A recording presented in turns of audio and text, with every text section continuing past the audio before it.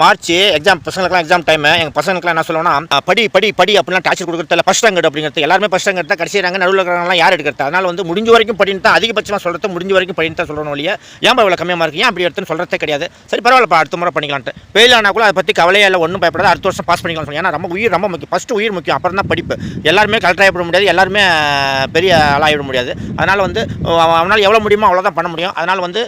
suicide பண்ணிட்டானா என்ன பண்ணுறது உயிர் போயிடும் அதனால் வந்து ஃபெயில் ஆனால் கூட பரவாயில்லப்பா ஒரு நெகட்டிவாக பசங்களுக்கு சொல்லிக் கொடுக்குறதா நினைக்க வேணாம் இது வந்து ஃபஸ்ட்டு வந்து பேசிக் இப்போ பிள்ளைங்களுக்கு சொல்லிக் கொடுக்கும்போது முடிஞ்ச வரைக்கும் படிப்புன்னு சொல்லுங்கள் ஊக்குவீங்க ஃபெயிலானா ஒன்றும் கவலைப்படாதீங்கப்பா அடுத்த மாதிரி 7 மாதம் தான் உடனே படித்து பாஸ் பண்ணிக்கலாம் அப்படின்னு சொல்லி அப்படி தான் நாங்கள் சொல்லிக் கொடுக்குறது எங்கள் பையனுக்கு அப்படி தான் சொல்லிக் கொடுத்துருக்கேன் படிப்பு நல்லா படி எப்படி எழுதுனா பாருங்க பேனாவில் தான் எழுதுனா அப்படிமானுங்க நல்லா எழுதுனா போமானா எல்லாருமே அப்படின்னா எப்படி அதனால் வந்து 5 வரைக்கும் படி பரவாயில்லப்பா ஓகே இது சூப்பர் அதில் நல்லா எடுத்துக்கிற மார்க் பற்றி ஊக்குவிப்பேன்னு வச்சிங்களேன் நான் அது மாதிரி நீங்களும் உங்கள் பிள்ளைங்களுக்கு